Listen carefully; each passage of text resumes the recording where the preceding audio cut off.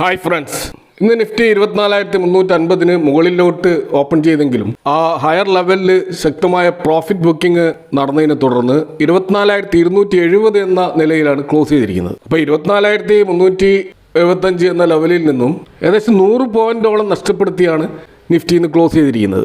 മൊത്തത്തിൽ macro economic quiz ഒക്കെ വളരെ പോസിറ്റീവ് ആയിരുന്നു. അപ്പോൾ ഇന്നലെ വന്ന US ജോബ്സ് ഡാറ്റ അതിൻ്റെ വളർച്ചാ നിരക്ക് വലിയ തോതിൽ കുറഞ്ഞ രീതിയിലാണ് വന്നിട്ടുള്ളത്. US bureau of labour statistics പുറത്തുവിട്ട ജൂൺ മാസത്തെ നോൺ ഫാം പേറോൾ ഡാറ്റ രണ്ട് വ്യത്യസ്ത ചിത്രങ്ങളാണ് നൽകുന്നത്. അപ്പോൾ മുകളിൽ കാണുമ്പോൾ അത് പോസിറ്റീവ് ആണെങ്കിലും US ജോബ് മാർക്കറ്റ് മന്ദഗതിയിലാകുന്നതിൻ്റെ വ്യക്തമായ സൂചനകൾ അതിലുണ്ട്. മാർക്കറ്റ് പ്രതീക്ഷിച്ച 1 ലക്ഷം മുതൽ 1,14,000 വരെയുള്ള തൊഴിലുകൾ ക്രിയേറ്റ് ചെയ്യപ്പെടും എന്ന് പ്രതീക്ഷിച്ച സ്ഥാനത്താണ് 57,000 എന്ന ലെവലിൽ അത് കാണുന്നത്. അപ്പോൾ ഫെബ്രുവരിക്ക് ശേഷമുള്ള ഏറ്റവും കുറഞ്ഞ ജോബ്സ് ഡാറ്റയാണിത്. ഇപ്പോൾ ജോബ് മാർക്കറ്റ് ഇത്രയധികം മന്ദഗതിയിലായ സ്ഥിതിക്ക് അപ്പോൾ സെപ്റ്റംബറിലോ ഒക്ടോബറിലോ ഇൻട്രസ്റ്റ് റേറ്റ് കൂട്ടുമെന്നുള്ള ആ ഒരു ഭയം ഇതോടെ മാർക്കറ്റിൽ ഇല്ലാതായിരിക്കുകയാണ്. അപ്പോൾ ഇൻട്രസ്റ്റ് റേറ്റ് കൂടില്ല എന്നുള്ള ആ ഒരു ആത്മവിശ്വാസം വന്നതോടുകൂടി ഡോളർ ഇൻഡെക്സിൽ ഒരു ഇടിവ് വന്നതായിട്ട് കാണാം. അത് 101 എന്ന ലെവലിൽ നിന്നും ഡോളർ ഇപ്പോൾ 100 എന്ന ലെവലിലേക്ക് താഴ്ന്നിട്ടുണ്ട്. അപ്പോൾ ഡോളർ ഈ രീതിയിൽ താഴേക്ക് വരുന്നത് ഇന്ത്യൻ രൂപയ്ക്കും അതുപോലെ ഇന്ത്യൻ IT മേഖലക്കും വരും ദിവസങ്ങളിൽ അത് ഗുണകരമാണ്. അതുപോലെ FISന്റെ ഔട്ട്ഫ്ലോ കുറേയൊക്കെ തടയിടാൻ ഈ ഒരു ഡാറ്റ നമ്മൾ സഹായിച്ചേക്കാം. ഇതുപോലെ ഇൻട്രസ്റ്റ് റേറ്റ് വർധനയ്ക്കുള്ള ആ ഒരു സാധ്യത കുറേയൊക്കെ ഇല്ലാതാവുകയും ഡോളർ ദുർബലമാവുകയും ചെയ്തതോടുകൂടി ഗോൾഡിൻ്റെ പ്രൈസ് ഉയരാൻ അത് സഹായിച്ചിട്ടുണ്ട്. അപ്പോൾ അത്യാവശ്യം ഒരു റിക്കവറി ഗോൾഡിൽ നടന്നതായിട്ട് നമുക്കിപ്പോൾ കാണാൻ കഴിയും. ഇത് കൂടാതെ ഇൻ്റർനാഷണൽ മാർക്കറ്റിൽ ക്രൂഡ് ഓയിലിൻ്റെ വില ആ 70-71 എന്നുള്ള റേഞ്ചിൽ നിൽക്കുന്നത് തന്നെ ഇന്ത്യൻ മാർക്കറ്റിനെ സംബന്ധിച്ചിടത്തോളം വളരെ പോസിറ്റീവാണ്. അപ്പോൾ അത്തരത്തിലുള്ള മാക്രോ സപ്പോർട്ട് മൊത്തത്തിൽ ഇപ്പോൾ ഇന്ത്യൻ മാർക്കറ്റിലുണ്ട്. അപ്പോൾ മാർക്കറ്റിൻ്റെ ആ ഒരു ഭയത്തെ സൂചിപ്പിക്കുന്ന ഇന്ത്യ വിക്സ് അതും വലിയ തോതിൽ ഇടിഞ്ഞിട്ടുണ്ട്. അപ്പോൾ ഇത് മാർക്കറ്റിൽ ഇൻവെസ്റ്റേഴ്സിനെ സംബന്ധിച്ചിടത്തോളം വളരെയധികം ആത്മവിശ്വാസം വർദ്ധിപ്പിക്കുന്ന ഒരു കാര്യമാണ്. അപ്പോൾ നമുക്കറിയാം, ഇന്ത്യ വിക്സ് എന്ന് പറയുന്നത് അടുത്ത 30 ദിവസത്തേക്ക് മാർക്കറ്റിൽ നിക്ഷേപകർ എത്രത്തോളം വരാൻ പോകുന്ന വലിയ വളറ്റിലിറ്റി പ്രതീക്ഷിക്കുന്നു എന്ന് അളക്കുന്നതിൻ്റെ ഒരു ഇൻഡിക്കേറ്ററാണ് ഇന്ത്യ വിക്സ്.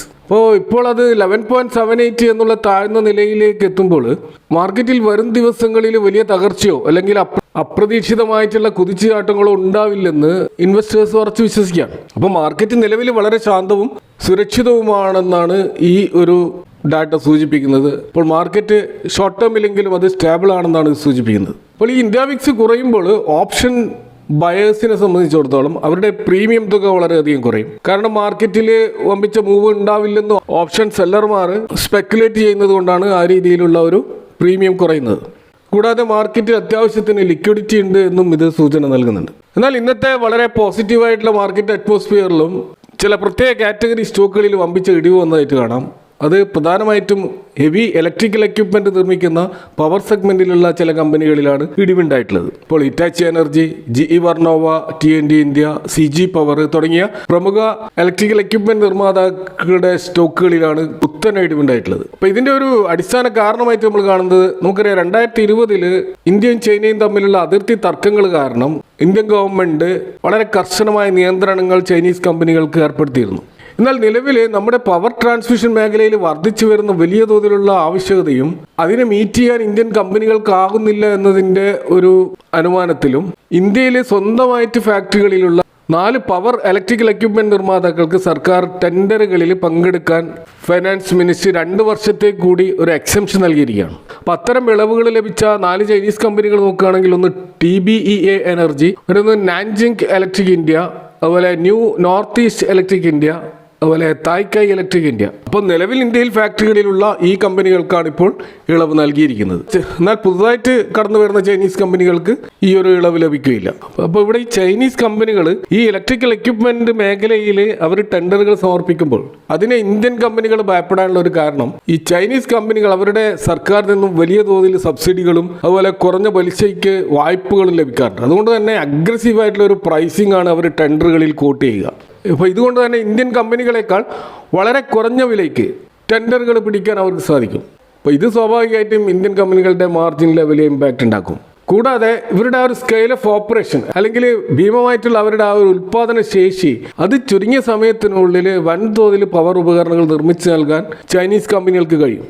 അപ്പോൾ അതുകൊണ്ട് തന്നെ ഇന്ത്യൻ കമ്പനികൾക്ക് ഇവരോട് മത്സരിച്ച് ഓർഡറുകൾ നേടുക എന്നുള്ളത് വളരെ പ്രയാസകരമായ ഒരു കാര്യമായിരിക്കും. ഇതുകൂടാതെ ഈ 2020 ഈ ചൈനീസ് കമ്പനികൾക്ക് നിയന്ത്രണം വന്നതിന് ശേഷമാണ് ഇന്ത്യയിലെ പല ഇലക്ട്രിക് എക്യുപ്മെന്റ് നിർമ്മാതാക്കൾക്കും നല്ല വളർച്ച ഉണ്ടായത്. ഇപ്പോൾ ഹിറ്റാച്ചി എനർജി ആയാലും GE വർണോവ ആയാലും CG പവർ ആയാലും സീമെൻസ് ആയാലും ഏത് കമ്പനികൾ എടുത്താലും അതിൻ്റെയൊക്കെ വളർച്ച വലിയ തോതിൽ വർദ്ധിച്ചത് ഈ ചൈനീസ് കമ്പനികളുടെ പിന്മാറ്റം കൊണ്ടാണ്. അപ്പോൾ സ്വാഭാവികമായിട്ടും ഈ ചൈനീസ് കമ്പനികൾ തിരിച്ചെത്തുന്നതോടെ ആ സ്റ്റോക്കുകളിലുള്ള ആ ഒരു സുരക്ഷിതാവസ്ഥ നഷ്ടപ്പെടുമോ എന്നുള്ള ഭയമാണ് ഇൻവെസ്റ്റേഴ്സ് ഇന്ന് വലിയ തോതിൽ സ്റ്റോക്കുകളിൽ സെൽ ഓഫ് നടത്തിയത്. അപ്പോൾ അതിൽ GE വർണോവ TND ഏകദേശം 10% ഇൻട്രാഡേയിൽ ക്രാഷ് ആയിരുന്നു. Hitachi energy 9% ക്രാഷായി. CG പവർ 7% താഴത്തേക്ക് വന്നു. സീമെൻസ് എനർജി 5% താഴത്തേക്ക് വന്നു. അതുപോലെ ട്രാൻസ്ഫോമേഴ്സ് ആൻഡ് റെക്ടിഫയേഴ്സ് ടാരിൽ എന്ന സ്റ്റോക്ക് ഏകദേശം 5% താഴത്തേക്ക് വന്നിട്ടുണ്ട്. എന്നാൽ ഇത് 2 വർഷത്തേക്ക് മാത്രമുള്ള ഒരു കാലാവധി ആയതുകൊണ്ട് തന്നെ ഈ സ്റ്റോക്കുകളിൽ ഒരു ലോങ് ടേം ഇൻവെസ്റ്റ്മെന്റ് നടത്തുന്ന ഇൻവെസ്റ്റേഴ്സിനെ സംബന്ധിച്ചിടത്തോളം ഈ ഒരു ഇടിവ് ഒരു സുവർണാവസരമായിട്ട് കാണേണ്ടതാണ്. എങ്കിലും ഈ സ്റ്റോക്കുകളിലുള്ള PE റേഷ്യോ അതിൻ്റെ വാല്യുവേഷൻ നമ്മൾ തീർച്ചയായിട്ടും പരിഗണിക്കണം. അത് കംഫർട്ടബിൾ ലെവലിൽ അതിൻ്റെ PE വരുമ്പോൾ മാത്രമേ ഈ സ്റ്റോക്കുകൾ നമ്മൾ ലോങ് ടേമിലേക്ക് പരിഗണിക്കാൻ പാടുള്ളൂ. നമ്മൾ മറ്റൊരു സ്റ്റോക്ക് സ്പെസിഫിക് ആയിട്ടുള്ള കാര്യത്തിലേക്ക് വന്നു കഴിഞ്ഞാൽ പെപ്സിക്കോയുടെ ഇന്ത്യയിലെ ഏറ്റവും വലിയ ബോട്ട്ലിംഗ് പങ്കാളിയായിട്ടുള്ള വരുൺ ബീവറേജസ് ലിമിറ്റഡ് അവരുടെ സൗത്ത് ആഫ്രിക്കയിലുള്ള സബ്സിഡിയറി കമ്പനികളെ പരസ്പരം ലയിപ്പിക്കാൻ ഒരു അനുമതി നൽകിയ വാർത്ത അവർ പുറത്തുവിട്ടതായിട്ട് കാണാം. അതിൻ്റെ അടിസ്ഥാനത്തിൽ ഈ സ്റ്റോക്കിൽ ഒരു നേരിയ മുന്നേറ്റം നമുക്ക് കാണാൻ കഴിയും. അപ്പോൾ വരുൺ ബീവറേജസിൻ്റെ ദക്ഷിണാഫ്രിക്കയിലെ 2 പ്രധാനപ്പെട്ട സബ്സിഡിയറി കമ്പനികളിൽ ഒന്നാണ് ബെവ്കോ. ദക്ഷിണാഫ്രിക്കയിലെ പെപ്സിക്കോ ഉൽപ്പന്നങ്ങളുടെയും സ്വന്തം ബ്രാൻഡുകളുടെയും നിർമ്മാണവും വിതരണവും നടത്തുന്ന ഒരു മാർക്കറ്റ് ലീഡിംഗ് കമ്പനിയാണിത്. അതുപോലെ തന്നെ 2025 അവസാനത്തോടെ ബെബ്കോ വഴി വരുൺ ബീവറേജസ് പൂർണ്ണമായിട്ട് ഏറ്റെടുത്ത മറ്റൊരു സൗത്ത് ആഫ്രിക്കൻ സോഫ്റ്റ് ഡ്രിങ്ക് കമ്പനിയാണ് ട്വിസ പ്രൊപ്രൈറ്ററി ലിമിറ്റഡ്. അപ്പോൾ ഈ ട്വിസയാണ് ഇപ്പോൾ ബെബ്കോയിൽ ലയിപ്പിക്കാൻ വരുൺ ബീവറേജസ് തീരുമാനിച്ചിരിക്കുന്നത്. അപ്പോൾ ഇത്തരത്തിലൊരു ലയനത്തോടു കൂടി ഈ 2 കമ്പനികൾക്കും വേറെ വേറെ ഓഫീസുകളുടെ ആവശ്യമില്ല, വേറെ വേറെ ഡിസ്ട്രിബ്യൂഷൻ നെറ്റ്വർക്കിൻ്റെ ആവശ്യമില്ല, അതുപോലെ അഡ്മിനിസ്ട്രേഷൻ ഒരു കുടക്കീഴിൽ കൊണ്ടുവരാൻ കഴിയും. അത്തരത്തിൽ ഓപ്പറേഷൻ കോസ്റ്റ് വലിയ തോതിൽ കുറയ്ക്കാൻ കമ്പനിക്ക് സാധിക്കും. അപ്പോൾ ഈ ഒരു മെർജറിലൂടെ ഇന്ത്യയിലുള്ള ലിസ്റ്റ് ചെയ്യപ്പെട്ടിട്ടുള്ള വരുൺ ബീവറേജിനെ സംബന്ധിച്ചിടത്തോളം അവരുടെ പ്രധാന ഷെയർ ഹോൾഡിംഗ് പാറ്റേണിൽ യാതൊരു മാറ്റവും ഉണ്ടാകുന്നില്ല. എന്നാൽ ആഫ്രിക്കൻ മാർക്കറ്റിൽ തങ്ങളുടെ ആ ഒരു പ്രസൻസ് കൂടുതൽ ശക്തമാക്കാനും അതുപോലെ തന്നെ പ്രോഫിറ്റബിലിറ്റി വർദ്ധിപ്പിക്കുവാനും ഈ ഒരു ലയനം അവരെ സഹായിക്കുമെന്നതിനാലാണ് ഇൻവെസ്റ്റേഴ്സ് ഇപ്പോൾ ഈ സ്റ്റോക്കിനെ പോസിറ്റീവായിട്ട് കാണുന്നത്. അതുപോലെ നമുക്കറിയാം പല കമ്പനികളും പല ബാങ്കുകളുമൊക്കെ അവരുടെ Q1 റിസൾട്ട് പുറത്തുവിടുന്നതിന് മുന്നോടിയായിട്ടുള്ള ബിസിനസ് അപ്ഡേറ്റുകൾ കൊടുത്തുകൊണ്ടിരിക്കുന്നത് കാണാം. അപ്പോൾ അതിൽ വളരെ ശ്രദ്ധേയമായ ഒരു സ്റ്റോക്ക് നമ്മൾ കാണുന്നത് IDFC ഫസ്റ്റ് ബാങ്കാണ്. അപ്പോൾ IDFCയുടെ ഒരു ബിസിനസ് അപ്ഡേറ്റിൽ നമ്മൾ കാണുന്നത് അവരുടെ കസ്റ്റമർ ഡെപ്പോസിറ്റ് കഴിഞ്ഞ വർഷത്തെ അപേക്ഷിച്ച് ഏകദേശം 18% ഉയർന്നതായിട്ടാണ്. അതുപോലെ ലോൺ അഡ്വാൻസുകളും ഏകദേശം 21% വെച്ച് ഉയർന്നിട്ടുണ്ട്. MSME ലോണുകളും അതുപോലെ തന്നെ റീറ്റെയിൽ ലോണുകളുമാണ് വലിയ തോതിൽ വർദ്ധിച്ചിരിക്കുന്നത്. കൂടാതെ കാസ ഡെപ്പോസിറ്റ്, അതായത് കറണ്ട് അക്കൗണ്ട് സേവിങ്സ് അക്കൗണ്ടിൻ്റെ ആ ഒരു നിക്ഷേപം 25% വെച്ച് വർദ്ധിച്ചിട്ടുണ്ട്. അപ്പോൾ ബാങ്കിൻ്റെ ടോട്ടൽ നിക്ഷേപത്തിൻ്റെ ഏകദേശം 47 മുതൽ 50% വരെ ഈ ഒരു കാസ നിക്ഷേപങ്ങളാണ്. അപ്പോൾ ഒരു ബാങ്കിനെ സംബന്ധിച്ചിടത്തോളം ഏറ്റവും കുറഞ്ഞ ചിലവിൽ ലഭിക്കുന്ന ഒരു ഇൻവെസ്റ്റ്മെൻറ്റാണ് ഈ കാസ എന്ന് പറയുന്നത്. അപ്പോൾ ഇത് തീർച്ചയായിട്ടും കമ്പനിയുടെ നെറ്റ് ഇൻട്രസ്റ്റ് മാർജിൻ വർദ്ധിപ്പിക്കാൻ സഹായിച്ചേക്കും. നമുക്കറിയാം IDFC ഫസ്റ്റ് ബാങ്ക് കഴിഞ്ഞ ക്വാർട്ടറിൽ വലിയ തോതിലുള്ള പ്രതിസന്ധി നേരിട്ട ഒരു സ്റ്റോക്കാണ്. ഇപ്പോൾ ഈ ബിസിനസ് അപ്ഡേറ്റ് വെച്ച് നമുക്ക് പറയാൻ കഴിയുന്നത് കമ്പനി അതിൻ്റെ ശക്തമായ ട്രാക്കിലേക്ക് തിരിച്ചെത്തുന്നതിൻ്റെ ചില സൂചനകളാണ്. ഏതായാലും ജൂലൈ 25-നാണ് ബാങ്കിൻ്റെ പൂർണ്ണമായിട്ടുള്ള Q1 റിസൾട്ടുകൾ വരിക. അപ്പോൾ അതുവരെ നമുക്ക് തീർച്ചയായിട്ടും വെയിറ്റ് ചെയ്യാവുന്നതാണ്. ഇത് നമ്മൾ മാർക്കറ്റിൽ ടെക്നിക്കലായിട്ട് ഒരു മൊമെൻറ്റം കാണിക്കുന്ന 2 സ്റ്റോക്കുകൾ നോക്കുകയാണെങ്കിൽ ഒന്ന് HCL ടെക്കാണ്. ഇപ്പോൾ മാർക്കറ്റിൽ വന്നിട്ടുള്ള റിപ്പോർട്ടുകൾ പ്രകാരം ജർമ്മൻ ലക്ഷറി കാർ ബ്രാൻഡായിട്ടുള്ള മെഴ്സിഡസ് ബെൻസ് ഇതുവരെ ഇൻഫോസിസ് കൈകാര്യം ചെയ്തിരുന്ന അവരുടെ ആ സർവീസ് കോൺട്രാക്റ്റ് ഇപ്പോൾ HCL ടെക് സ്വന്തമാക്കിയിരിക്കുന്നു എന്നുള്ളതാണ്. ഇതൊരു അനൗദ്യോഗിക റിപ്പോർട്ടാണ്. കൃത്യമായിട്ടുള്ള റിപ്പോർട്ടുകൾ നമുക്ക് വരും ദിവസങ്ങളിൽ കാണാൻ കഴിയുള്ളൂ. അപ്പോൾ കഴിഞ്ഞ 3 വർഷത്തിനിടയിൽ HCL ടെക് നേടുന്ന ഒരു വലിയ മെഗാ ഡീലാണിത്. അപ്പോൾ നമുക്കറിയാം IT മേഖല വലിയ തോതിൽ പ്രതിസന്ധി നേരിട്ടുകൊണ്ടിരിക്കുന്ന ഈ ഒരു ഘട്ടത്തിൽ HCL ടെക്കിനെ സംബന്ധിച്ചിടത്തോളം ഇത്തരത്തിലൊരു ഓർഡർ വിൻ ചെയ്യാൻ സാധിച്ചത് അവരെ സംബന്ധിച്ച് ആ സ്റ്റോക്കിനെ സംബന്ധിച്ചിടത്തോളം വളരെ പോസിറ്റീവായിട്ട് വന്നിരിക്കുകയാണ്. ഇന്ന് ഏകദേശം 4% മുതൽ 6% വരെ ഈ സ്റ്റോക്ക് ഇൻട്രാഡേയിൽ ഉയർന്നതായിട്ട് കാണാം. അപ്പോൾ ഈ സ്റ്റോക്കിൻ്റെ ഒരു ടെക്നിക്കൽ ലെവൽ നമ്മൾ നോക്കിക്കഴിഞ്ഞാൽ RSI ഇപ്പോൾ 54.5 എന്ന ലെവലിൽ നിൽക്കുകയാണ്. അതായത് സ്റ്റോക്ക് ഓവർ ബോട്ട് സോണിലേക്ക് എത്തിയിട്ടില്ല.